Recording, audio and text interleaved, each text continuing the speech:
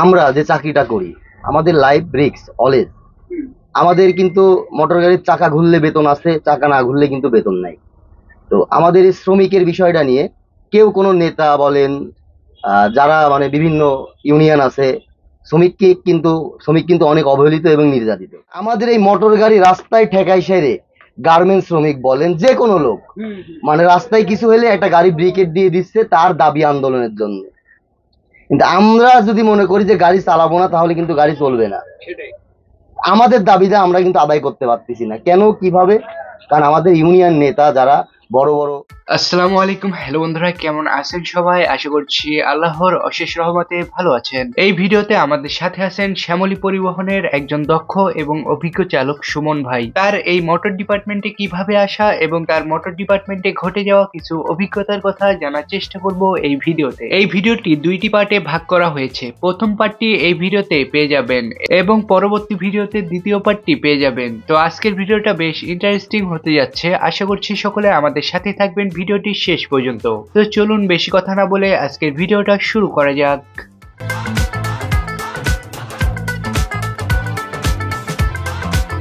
আসসালামু আলাইকুম ভাই, কি অবস্থা, কেমন আছেন? আলহামদুলিল্লাহ, আমি ভালো আছি। আপনি ভালো আছেন তো? এই তো আছি আলহামদুলিল্লাহ। শুরুতে আপনার পরিচয়টা জানতে চাইতেছি, আপনি কি গাড়ি চালাচ্ছেন এবং আপনার নামটা? আমি মোহাম্মদ সুমন, আমার বাড়ি পাবনা ঈশ্বরদী। আমি শ্যামলী পরিবহন চালাই, এসপি।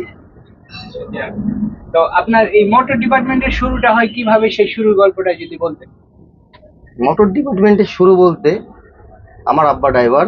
আমি ছোটবেলার থেকে আব্বার সঙ্গে গাড়ির কাছে যাওয়া আসা করতাম আব্বার সঙ্গে। তো এইভাবে আমার ধরেন যে শখ যে আমিও মোটর গাড়ি চালাবো কিংবা ড্রাইভার হব। তো আমার আব্বা আম্মা চায় নাই কখনো যে আমি ড্রাইভার হব। প্রথমে তো আর পরিবহন কেউ চালাইতে আসে না, একবারে কেউ পরিবহনের ড্রাইভার হয় না। আমার শিক্ষা হচ্ছে ট্রাকের থেকে আমার শিক্ষা। আমি ট্রাকে থেকে হেলপারি করছি, হেলপারি করে প্রায় 4 বছর, 4 থেকে 4.5 বছর, 5 বছর এই মোটামুটি হেলপারি করছি। করার পরে তারপরে আমি ড্রাইভার হয়েছি। আমার মোটর গাড়িতে আসা প্রায় ধরো, এটা 2024 শেষ 25-এর দিকে। 2005-এ আমি মোটর গাড়িতে আসছি। 2005-এ আসছি মোটর গাড়িতে। 2005 থেকে এটা প্রায় 18-19 বছর আমি মোটর গাড়িতে। আচ্ছা, তো এই গাড়ি চালানো শিখতে তো একজন ওস্তাদ লাগে। তো হ্যাঁ, তা তো অবশ্যই, গাড়ি চালানো শিখতে তো ওস্তাদ উস্তাদ। সম্পর্কে যদি কিছু বলতেন। আমার উস্তাদ সম্পর্কে, আমি যার সঙ্গে ডিউটি করতাম তার নাম হচ্ছে হানিফ। ঠিক আছে, আমার উস্তাদের নাম হানিফ। উনি আমাকে অনেক হেল্প করছে এবং ড্রাইভারও সেই বানাইছে আমাকে। তো এই মোটর ডিপার্টমেন্টে বা এই পরিবহনে আসার পরে মোট কয়টা ব্যানারের গাড়ি চালিয়েছেন আপনি? আমি শ্যামলী চালাইছি, সুপারসনি চালাইছি, তারপরে হচ্ছে আপনার ন্যাশনাল চালাইছি, ন্যাশনাল ট্রাভেলস, রাজশাহীর গাড়ি। রাজশাহী চাপাই। আচ্ছা, এরপরে শ্যামলী পরিবহনে আছেন। তারপরে শ্যামলীতে আছি ইনশাল্লাহ। কত বছর ধরে আছেন এই শ্যামলী পরিবহনে? শ্যামলীতে প্রায় আপনার, এর আগে ডিউটি করছি অনেকদিন, কয়েক বছর করার পরে চলে গেছিলাম, মাঝে যাই সুপারসনি চালাইলাম প্রায় 3-3.5 বছর, 4 বছর মতো। তারপরে আবার এই যে এখানে আবার 1 বছর হলো আসা। আচ্ছা, তো আপনার এই মোটর ডিপার্টমেন্টে আসার পরে একটা মজার ঘটনা যদি আমাদের কাছে শেয়ার করতেন। মজার ঘটনা বলতে, মোটর গাড়িতে চলতে রাস্তায় বেরোইলে অনেক মজা, দুঃখ, কষ্ট, অনেক ঘটনাই আছে। কিন্তু মজার ঘটনা আছে আমার, অনেকজনই অনেক রকম দেখছি। আপনার চ্যানেলে ইন্টারভিউ দিছে, তো অনেকজন অনেক রকম কথা বলে। তো শ্রমিক নিয়ে কেউ কিন্তু কথা বলে না। তো শ্রমিকদের উদ্দেশ্যে আমি কিছু কথা বলতে চাই। সেটা হচ্ছে, আমরা যে চাকরিটা করি, আমাদের লাইফ রিস্ক অলওয়েজ। আমাদের কিন্তু মোটর গাড়ির চাকা ঘুরলে বেতন আছে, চাকা না ঘুরলে কিন্তু বেতন নাই। তো আমাদের এই শ্রমিকের বিষয়টা নিয়ে কেউ কোনো নেতা বলেন, যারা মানে বিভিন্ন ইউনিয়ন আছে, শ্রমিক কিন্তু অনেক অবহেলিত এবং নির্যাতিত। শ্রমিক অনেক অবহেলিত এবং নির্যাতিত এই কারণে রাস্তাঘাটে আমি যখন একটা গাড়ি নিয়ে বের হচ্ছি, রাস্তায় রিক্সা ভ্যান থেকে শুরু করে অনেক জনের সাথে মানে করার পরে কিন্তু আমার এই গন্তব্যস্থলে পৌঁছানো লাগে। তাহলে আমার কিন্তু অনেকখানি প্রেশানে যায় এই জিনিসগুলা। ইউনিয়ন নেতা কিংবা মালিক মহাজনেরা আমাদের যে বেতনটা আমাদের গাড়ির চাকা ঘুরলে আজকে বেতন আছে, কালকে যদি চাকা না ঘুরে কালকে কিন্তু আমাদের বেতন নাই। তাহলে আমাদের মাসে কয়দিন ডিউটি হয়? সেটাই। ডিউটি কিন্তু আমাদের তেমন হয় না। আর এই শ্রমিকের উদ্দেশ্যে আমি একটা কথা বলতে চাই, যারা ইউনিয়ন ফেডারেশন নেতা শ্রমিক আমরা অনেকজন আছি, বা বাংলাদেশে কিন্তু ড্রাইভারের অভাব নাই। অনেক ড্রাইভার এই ড্রাইভারের কোনো অভাব নাই, কিন্তু ড্রাইভারের অভাব নাই ঠিক আছে, কিন্তু ড্রাইভারদের যে আপনার যেটা প্রাপ্য, যেটা দাবি দাবা, এটা কিন্তু কেউ কিছু করে না। অলওয়েজ দেখবেন যে আমাদের এই মোটর গাড়ি রাস্তায় ঠেকাই সেরে গার্মেন্টস শ্রমিক বলেন যে কোনো লোক, মানে রাস্তায় কিছু হলে একটা গাড়ি ব্রিকেট দিয়ে দিচ্ছে তার দাবি আন্দোলনের জন্য। কিন্তু আমরা যদি মনে করি যে গাড়ি চালাবো না, তাহলে কিন্তু গাড়ি চলবে না। সেটাই। আমাদের দাবিটা আমরা কিন্তু আদায় করতে পারতেছি না। কেন, কিভাবে? কারণ আমাদের ইউনিয়ন নেতা যারা বড় বড়, এতদিন আওয়ামী লীগ সরকার ক্ষমতায় 17-18 বছর ছিল, শাহজাহান স্যার মানে শ্রমিকের যান শাহজাহান খান, শাহজাহান খান আমাদের ফেডারেশনের নেতা ছিল সরকার পক্ষ থেকে, যে শ্রমিকের দিক দিয়ে সে কিন্তু আমাদের জন্য কিছুই করে না। এই মোটর গাড়ির লোকের জন্য আমাদের একটা ড্রাইভারের পা ভেঙে গেলে ও ঘরে বসে থাকে। কোন ইউনিয়নটা দেখান যে ইউনিয়ন কোনো নেতা আইসে সেই শ্রমিকটার বাড়ির যায়, শ্রমিকের দিকে তাকাইছে, কিংবা এই তাকে কিছু হেল্প করছে? হয়তো একদিন 2 দিন জাস্ট। কিন্তু এই যে আমি যে কর্মটা করতেছি, আমার যে লাইফ রিস্কের কর্মটা, আমার এই কর্মটার দাম কি? আমার আজকে ডিউটি অফ, কালকে আজকে গাড়ি চললে বেতন আছে, কালকে গাড়ি চললে বেতন নাই। আমরা কিন্তু এই সারা বাংলাদেশে যত ড্রাইভার আছি আমরা সবাই, এই জনগণ থেকে শুরু করে ব্যবসায়িক থেকে শুরু করে সবার, মানে আমরা সবার কাজে লাগি। মাল পরিবহনের থেকে শুরু করে যাত্রী পরিবহন থেকে শুরু করে সবার। কিন্তু এই শ্রমিকের দিকে কেউ তাকায় না কিংবা দেখে না। এই যে লক্ষ লক্ষ কোটি কোটি টাকা, লক্ষ লক্ষ কোটি কোটি টাকা ওঠে এই শ্রমিকের নামে, সেই টাকাগুলো কোথায় যায়? কোন সরকার এই শ্রমিকের খোঁজ নিল? লক্ষ লক্ষ কোটি কোটি টাকাগুলা তুলে কি হয়? এই টাকাগুলা শ্রমিক ইউনিয়নের যারা নেতা, এই নেতারা পেট ভরি খায়, কিন্তু শ্রমিকের দিকে কেউ তাকায় না। সেই শাহজাহান খান থেকে শুরু করে মানে জেলা পর্যায়ের নেতা, সে যেই হোক না কেন, সবাই শ্রমিকের দিকে কেউ তাকায় না ভাই। তো আমার একটাই কথা, আমরা যারা শ্রমিক আছি, অন্যান্য ডিপার্টমেন্ট, অন্যান্য গার্মেন্টস শ্রমিক থেকে শুরু করে সবাই যদি সবার দাবি আদায় করতে পারে, তাহলে আমরা নিজেরা, আমরা এই মোটর গাড়ির ড্রাইভার, আমরাও তো আমাদের নিজের দাবি আদায় করতে পারি। আমরা যদি লাস্ট আমার এটাই কথা যে শ্রমিক শ্রমিক শ্রমিকে একতাই শান্তি, একতাই শক্তি। আমরা শ্রমিকরা যদি একতাই শান্তি, একতাই শক্তি, শ্রমিকেরা যদি ঠিক থাকে, আমাদের বেতন ভাতার থেকে শুরু করে সবকিছুর দাবি আমরা করতে পারবো। তো ভাই অনেক সময় হয় কি, মনে করেন আপনি আপনার মতো করে গাড়ি চালাচ্ছেন, হঠাৎ করে সামনের গাড়িটা অ্যাক্সিডেন্ট বা দুর্ঘটনার শিকার হয়ে গেল, তো এরকম দুর্ঘটনা সরাসরি দেখেছেন কখনো? হ্যাঁ, অনেক দেখছি। তো এরকম কয়েকটা ঘটনা যদি আমাদের বলতেন। এর আগে সীতাকুণ্ডুতে, চট্টগ্রাম সীতাকুণ্ডুতে অ্যাক্সিডেন্টে হেল্পার গাড়ি চালাচ্ছিল, এটা কাভার ভ্যান গাড়ি। হেল্পার গাড়ি চালাচ্ছিল, ড্রাইভার এখানে বোনাটের কাছে শুয়েছিল। ওখানে অ্যাক্সিডেন্ট হওয়ার পরে ড্রাইভার জায়গায় স্পট বলতে আমি গাড়ির মধ্যে উঠলাম যখন, তখন ওনার জান ছিল। আমি ওনার ডাকতে ডাকতে ওনার আমার হাতের পর ওনার জানটা বের হয়ে গেল, হেল্পার আটকে আছে। অ্যাক্সিডেন্টটা কিভাবে হয়েছিল? অ্যাক্সিডেন্ট হয়েছিল হচ্ছে আপনার সীতাকুণ্ডুতে যে এক্সেল আছে সরকারি, মানে ওখানেও দুর্নীতি, ওভারলোড গেল কিনা এটা দেখার জন্য এক্সেল বসাইছে, কিন্তু প্রতিনিয়ত ওভারলোড যাচ্ছে, ওরা টাকা খাচ্ছে। এই জন্য এই ওভার লেনে গাড়ি ঢুকানোর জন্য, এক্সেলে গাড়ি ঢুকানোর জন্য ওখানে জাম বাইতে যায়। এই জামের মধ্যে একটা গাড়ি না বেরোইতে পারে, ইমার্জেন্সি ব্রেক মারাতে আরেকটা গাড়ি ওর পিছনে এসে মেরে দেয়। মারি দেওয়ার পরে অ্যাক্সিডেন্টটা হয়। ড্রাইভারটা আমার হাতের উপর জান বের হয়ে গেছে। হেল্পারটা স্টার্টিং এ লক হয়েছিল, ওকে বের করার জন্য অনেক চেষ্টা করছি, এবং ফায়ার সার্ভিস, পুলিশ অনেক জায়গা ফোন দিছি, ওরা আসতে লেট করছিল। লেট করাতে ততক্ষণে আমার গাড়ি এবং পরের গাড়ি ঠেকায়, আরেক গাড়ির থেকে চেন নিয়ে ওই গাড়ি শিকল দিয়ে বাঁধে উল্টা পেস্টে, মানে রং সাইড থেকে গাড়ি টাইনে সেরে ধরেন যে আপনার ওকে বাঁচানো হয়েছে। কিন্তু বাসে নাই, বাসে গেছে কিনা বলতে পারি না, কিন্তু পা ভেঙে গেছিল, মানে তৎক্ষণিক ওখানে ছিলাম কিছুক্ষণ, পরে আমরা চলে আসছি। তো এবার যে আপনার যে অ্যাক্সিডেন্টের ঘটনাটা, ওইটা যদি এখন বলতে, যেটা বলতে নিছিলেন। আমার অ্যাক্সিডেন্টের ঘটনাটা হচ্ছে কুমিল্লাতে। তখন চট্টগ্রাম 4 লেনের কাজ চলে। চট্টগ্রাম 4 লেনের কাজ চলে, কোথাও রাস্তা বন্ধ, কোথাও রাস্তা খোলা। তাও তো বহুত আগের ঘটনা। অনেক দিন আগের কথা। কোথাও রাস্তা বন্ধ, কোথাও খোলা। তো আমি তখন রং সাইড ছিলাম, বাম সাইড। কুমিল্লা ফ্লাইওভারটা পার হয়ে, সেরে রেলগেট ফ্লাইওভার পার হয়ে ডাইন দিয়ে ঢুকছি। বামে রাস্তার কাজ চলতেছিল, কমপ্লিট হয় নাই।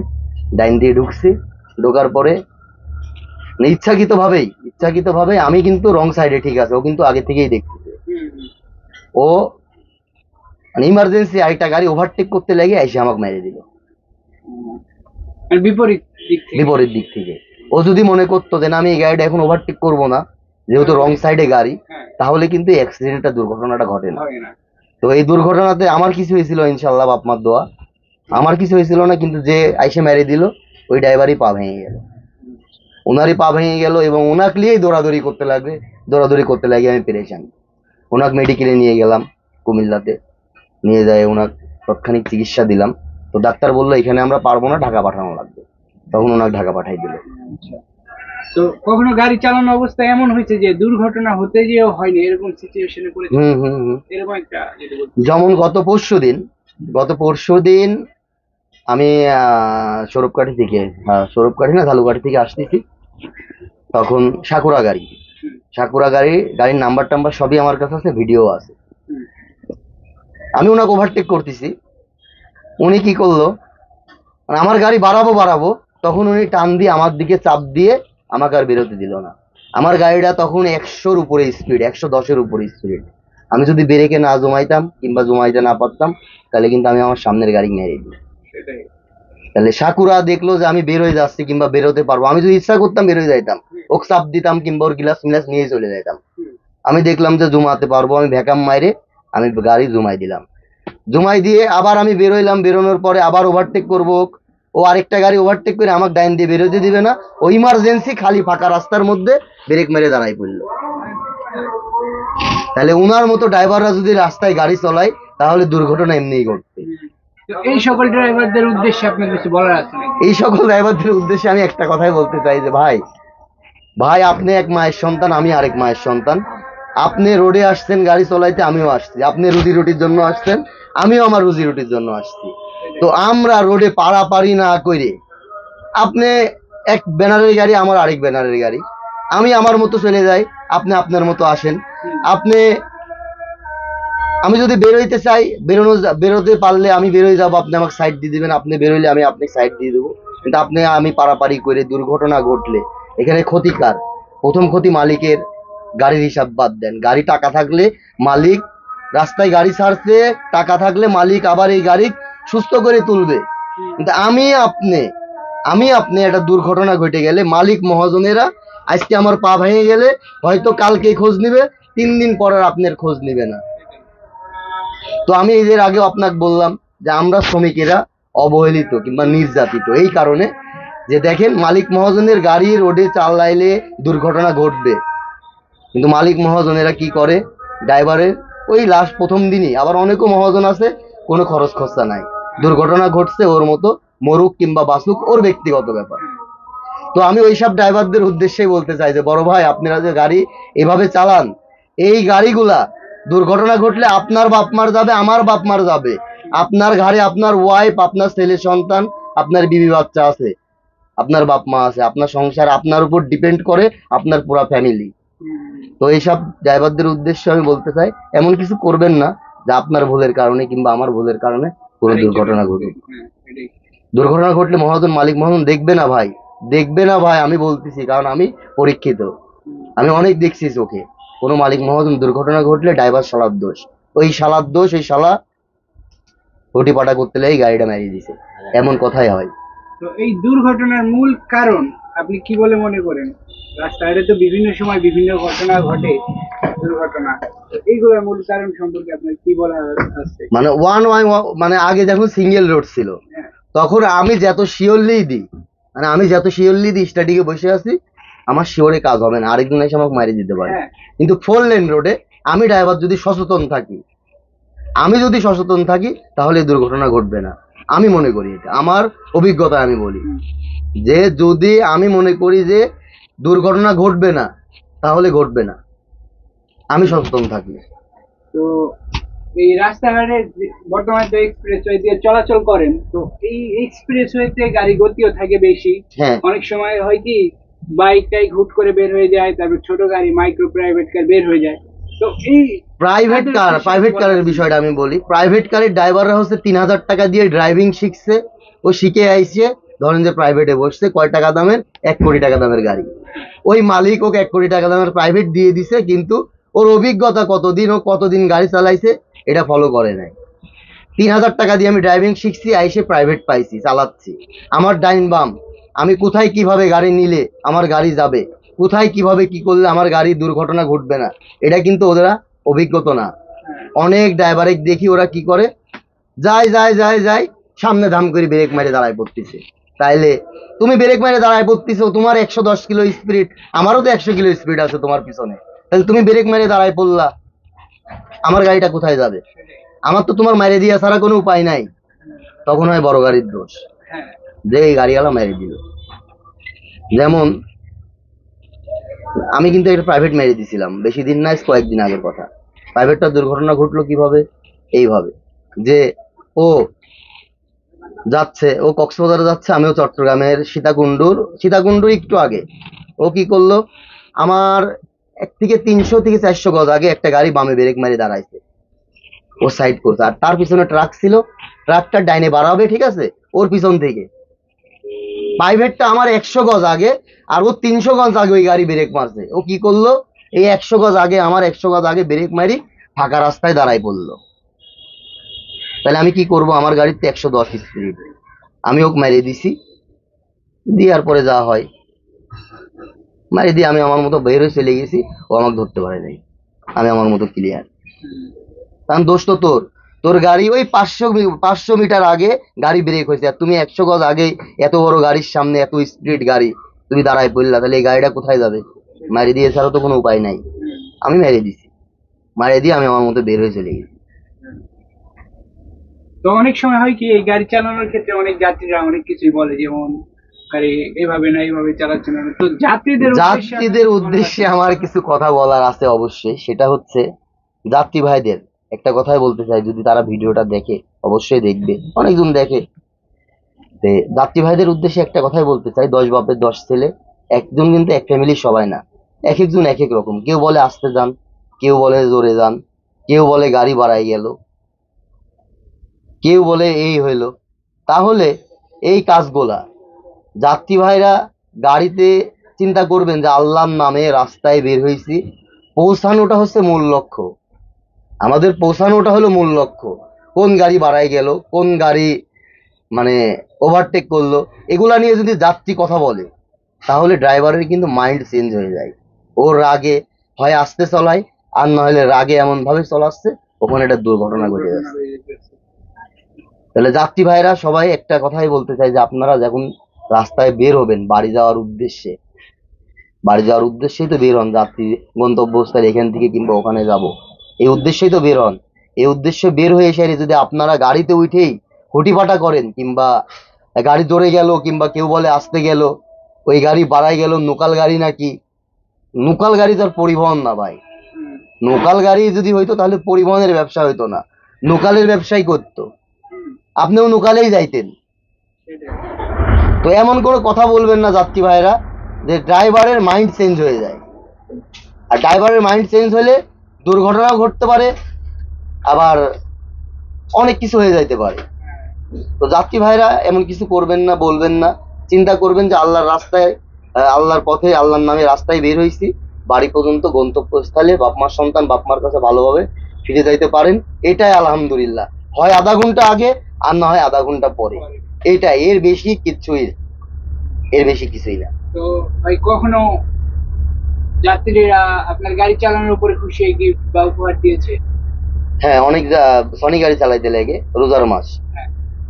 রোজার মাস, তখন গাড়ি টান দিছি হচ্ছে আহ, একটার টিপ, অথবা একটা টিপ এমনই হবে, একটার দিকে কল্যাণপুর থেকে ছাড়লাম। তো ইনশাল্লাহ মাগরিবের আজানের আগে আমি বনপাড়াতে ইফতার করাইছি তাদের।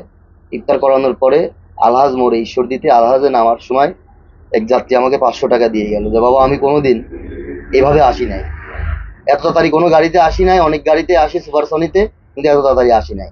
আমি আমার সুপারভাইজারকে বললাম টাকাটা আপনি রাখেন, পরে নিচ্ছি।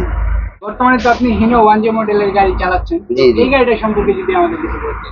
ওয়ান জে গাড়ি সম্পর্কে বলতে চাইলে, ওয়ান জে গাড়ি অনেক ভালো এবং এক রাব ইউজ করা যায়। অন্যান্য গাড়িকে আপনি রাব ইউজ করতে পারবেন না। লিলিয়ান, টাটা, আরো আইসার আছে, ইস্যুজো আছে, এগুলা গাড়ি আপনি রাব ইউজ করতে পারবেন না। ওয়ান জে গাড়ি রাব ইউজ করাই মজা এবং ওইটা চালাইও মজা। গাড়ির রাজা হচ্ছে ওয়ান জে গাড়ি। যে যে এত মার্সিডিজ বলেন, ওই স্কিনিয়া বলেন, হুন্ডাই বলেন, ঠিক আছে, কোনো গাড়ি আমি মনে করি ওয়ান জে গাড়ি গাড়ির রাজা। তো বর্তমানে তো 1J গাড়ি বাংলাদেশে আসা বন্ধ, তো এই বিষয়টা আপনারা কিরকম চোখে দেখতেছেন? ওয়ান জে গাড়ি বাংলাদেশে আসা বন্ধ, বন্ধ বলতে ভুল হবে। বন্ধ বলতে ওয়ান জে গাড়ি বাংলাদেশে আসা বন্ধ বলতে ভুল হবে। এটা একটা সিন্ডিকেট, এটা একটা সিন্ডিকেটের চক্রে পড়ছে। মানে বিগত কালে যে সরকার ছিল, সেই সরকার অশোক লিলেনের নিজেই হচ্ছে ডিলারশিপ ছিল। এই কারণে তার ইন্ডিয়ার সঙ্গে ভালো সম্পর্ক।